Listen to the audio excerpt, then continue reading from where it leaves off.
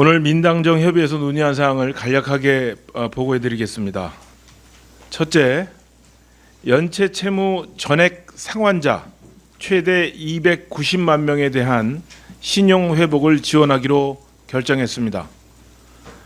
코로나19가 엔데믹으로 전환된 상황에서도 서민과 소상공인들은 고금리, 고물가 등으로 힘겨운 경제 상황에 처해 있습니다.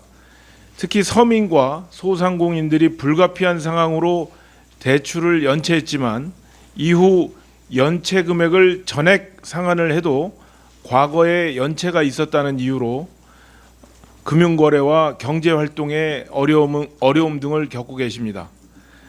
당은 이분들이 연체 금액을 전액 상환한 경우에는 정상적 경제활동으로 신속히 복귀할 수 있도록 금융지원 방안을 마련해 줄 것을 정부와 금융권에 요청한 바 있습니다. 정부에서도 과거 IMF 시절에 2차례 걸쳐 그리고 코로나19가 한창 유행하던 2021년 8월 등 취약 차주에 대한 신용 회복을 3차례 지원했던 선례를 들어 이번에도 엄중한 경제 상황을 고려하여 적극적인 신용 회복 지원이 필요하다는 데 공감하였고 금융권의 관련 조치를 요청하였습니다. 구체적으로는 21년 8월 신용사면의 연장선상에서 21년 9월부터 24년 1월까지 2천만 원 이하 연체자 중 24년 5월 말까지 전액 상환하는 사람을 지원 대상으로 요청하였습니다. 이에 대해 금융권은 최대한 신속히 신용회복 지원 방안을 마련하여 이르면 내주 초에 협약을 체결하고 조치를 이행해 나가기로 하였습니다. 금융권의 신용회복 지원 시 최대 290만 명이 연체 기록 삭제의 혜택을 받을 것으로 예상됩니다.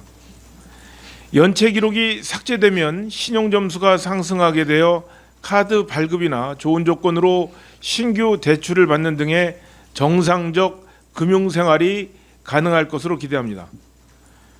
둘째, 금융채무와 통신채무를 통합하여 채무 조정하는 등 취약계층에 대한 채무 조정 기능을 강화하기로 하였습니다. 금융과 통신채무를 동시에 연체한 사람은 금융채무만 연체한 사람에 비해 경제사정이 더 어려운 한계 채무자일 가능성이 매우 큽니다. 이에 통신업계와 신용회복위원회가 협의해 금융, 통신채무의 통합채무 조정을 실시하는 방안을 마련하여 추진하기로 하였습니다. 최대 37만 명의 통신채무 연체자에 대한 금융, 통신, 채무 조정을 통해 성실한 상환과 신속한 재기를 돕도록 하겠습니다. 또한 기초수급자 등에 대한 신속 채무조정 특례도 확대하기로 하였습니다. 신속 채무조정 이자 감면폭을 현행 30에서 50%에서 50에서 70%로 확대할 것입니다.